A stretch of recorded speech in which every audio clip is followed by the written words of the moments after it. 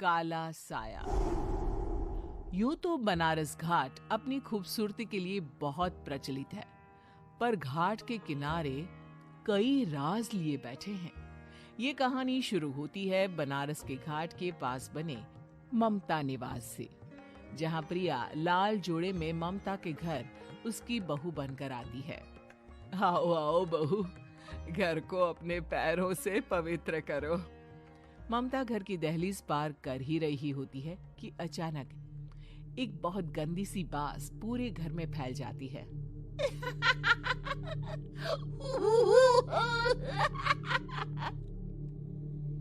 ये बदबू और ये आवाजें, ये कौन हंस रहा है माँ? अब ये पड़ोसी ना हमारे थोड़े अलग से है। कहाँ हम शाकाहारी और ये मांस मच्छी खाने वाले। छोड़, तू ध्यान मत दे और गृह प्रवेश कर। और हाँ बहू, अपनी सास की एक बात हमेशा याद रखना, इन पड़ोसियों से तो कभी बात नहीं करेगी। अच्छे लोग नहीं है ये। अपनी सास की ये बात मानेगी ना बेटा? हाँ माँ, जो आपकी मर्जी, मैं उनसे बात नहीं करूंगी। अगले दिन प्रिया अपनी पहली रसोई बनाने रसोई घर में जाती है। ये छोकी बात तो नाक में जा रही है। एक काम करती हूँ, खिड़की खोल देती हूँ। प्रिया खिड़की खोलने जाती है। इतने जाले, लगता है इस खिड़की को कभी खोला ही नहीं गया। पर ऐसा क्यों? ओह, नॉन वेज की स्मेल आती होगी ना। 2 मिनट के लिए खोल लेती हूँ, फिर बंद कर दूंगी। प्रिया खिड़की खोलती है। खिड़की खोलते ही उसकी नजर सामने वाले घर की खिड़की पर पड़ती है, जहाँ एक लड़की खड़ी होती है। हाथों में मेहंदी, लाल रंग की साड़ी, बिल्कुल सजी धजी, मानो प्रिया की तरह ही वो भी नई नवेली बहू हो। वो प्रिया को देखकर मुस्कुराती है। हे भगवान, माँ ने तो इनसे बात करने को मना किया था। प्रिया फौरन ही खिड़की बंद कर देती है और तवे पर चढ़े रोटी की ओर देखने लगती है, पर वहां रोटी न होकर मछली पड़ी होती है। ये क्या? पहली ही रसोई में इतनी बड़ी गलती! हे भगवान, अब मैं क्या करूं? प्रिया बहुत डर जाती है और फौरन रसोई की सफाई करने और फिर सभी के लिए खाना बनाने लग जाती है। जब वो सबको खाना परोसती है, सब तो ठीक है, मैं बेकार में चिंता कर रही थी। हे भगवान, ऐसे ही बस अपनी कृपा बनाए रखना। रात के वक्त जब सब सो रहे होते हैं, तब प्रिया को पायल की आवाज सुनाई देती है, जिससे उसकी आंख खुल जाती है। ये पायल की आवाज कहाँ से आ रही है? प्रिया उठकर उस आवाज के पीछे छत की सीढ़ियों तक जाती है। तभी उसे बच्चे के रोने की आवाज आती है। प्रिया छत पर जाती है तो क्या देखती है? वही लाल साड़ी वाली लड़की अपनी गोद में एक नवजात बच्चे को घुमा घुमा कर सुला रही है। तभी प्रिया की नजर उसके पेट पर पड़ती है। ओह गॉड, ये तो प्रेग्नेंट भी है। सुनिए, बच्चा सो नहीं रहा है क्या? मैं कुछ मदद करूं? नहीं नहीं, आपके घर वालों को अच्छा नहीं लगेगा, मैं संभाल लूंगी। स्नेहा की गोद से बच्चा हाथ मारकर प्रिया की गोद में आने को छटपटाने लगता है। दोनों घर अगल बगल में बने होने के कारण प्रिया उस बच्चे को गोद में ले लेती है। प्रिया के पास आते ही वो सो जाता है। बच्चे का वो स्पर्श रात भर प्रिया भूल नहीं पाती और अगली सुबह वो छत पर कपड़े सुखा रही होती है। तभी उसे एक औरत इशारा करके बुलाती है। स्नेहा कह रही थी बाबू तुम्हारी गोद में आते ही सो गया। मैं गौरी, स्नेहा की माँ हूँ। बहू, घर आना, बाबू को खिला भी लेना। शाम को जब घर पर कोई नहीं रहता, बच्चे से मिलने के लिए प्रिया छिपकर अपनी पड़ोसन के घर चली जाती है और कुछ देर बच्चे को खिलाकर वापस लौट आती है। इसके कुछ दिन बाद ही प्रिया को पता चलता है कि वो माँ बनने वाली है। ममता की खुशी का ठिकाना नहीं रहता।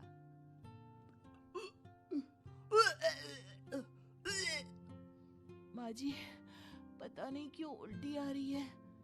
प्रिया भागती हुई वॉशरूम में जाती है तो हरे और लाल रंग की उल्टी करती है। उस उल्टी में से कीड़े निकलते हैं। ये क्या? खून और ये कीड़े! माँ! माँ! प्रिया की आवाज सुनकर ममता दौड़ कर आती है, पर बेसिन में कुछ नहीं होता। प्रिया हक्की बक्की रह जाती है। ये सब क्या हो रहा है? प्रिया घबरा जाती है और अपने कमरे में जाकर सो जाती है। डर के कारण वो इतनी थक जाती है कि उसकी आंख लग जाती है। तब उसे ऐसा लगता है उसके पेट पर मानो कोई बैठा हुआ हो। कौन हो? प्रिया के पेट पर एक 5 महीने की बच्ची बैठी हुई थी, जो बुरी तरह जली हुई थी। माँ, तुम्ही मुझे लाई ना अपने पेट में?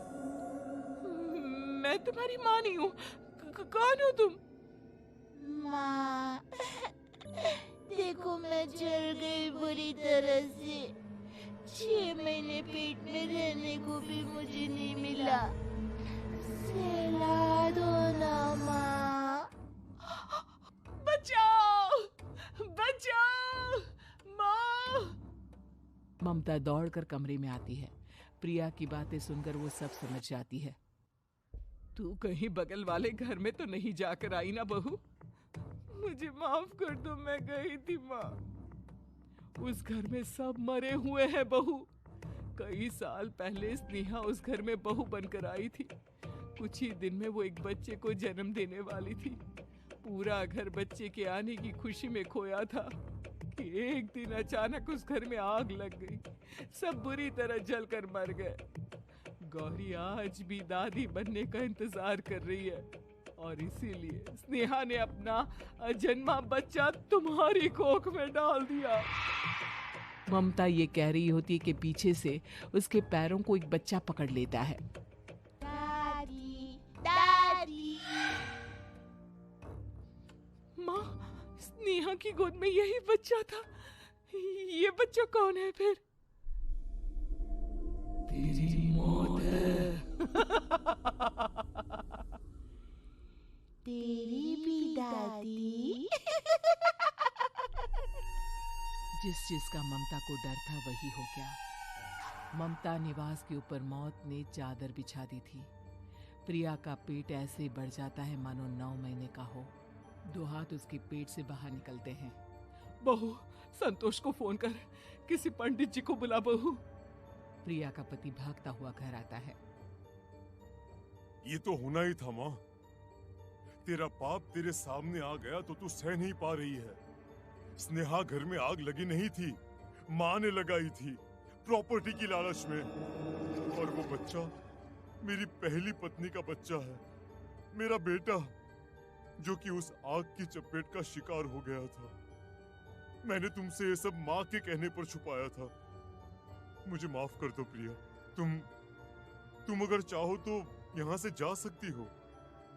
मैं तुम्हें किसी भी बंधन में रखना नहीं चाहता। मेरी शादी हुई है आपसे, मैं आपको छोड़ नहीं सकती, पर उससे पहले हमें स्नेहा, उसकी माँ और बच्चे की आत्मा की शांति करवानी होगी। संतोष और ममता गौरी के घर जाते हैं। अंदर सब कुछ जला हुआ होता है। जमीन पर जली हुई लाशें बिखरी हुई थी। ममता रो रो कर अपनी करने की माफी गौरी से मांगती है। प्रिया स्नेहा के घर वालों का अंतिम संस्कार करवा देती है और ममता निवास फिर से आत्माओं के साए से